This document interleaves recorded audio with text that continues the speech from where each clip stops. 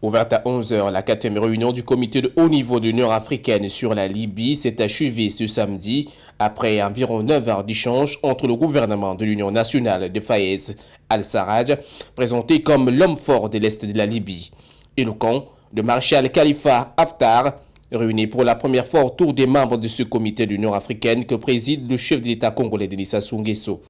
Est également présent à ces importantes assises le président de la Commission de l'Union africaine, le représentant du secrétaire général des Nations unies, le secrétaire général de la Ligue arabe, ainsi que les membres du comité du dialogue libyen.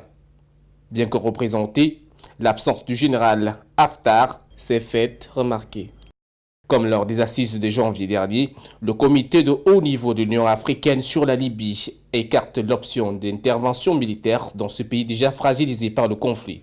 Il appartient aux Libyens de voir dans quelles conditions ils pourraient associer d'autres parties libyennes qui ne sont pas présentes dans cette salle, les associer au dialogue.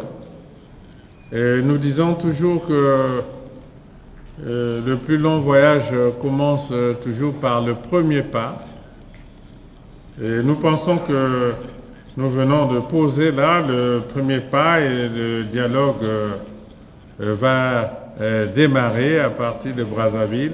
Tout en invitant les Libyens à privilégier le dialogue inclusif et à rejeter toute ingérence extérieure dans les affaires du pays, le comité demande à la communauté internationale de ne pas ignorer la voix de l'Afrique.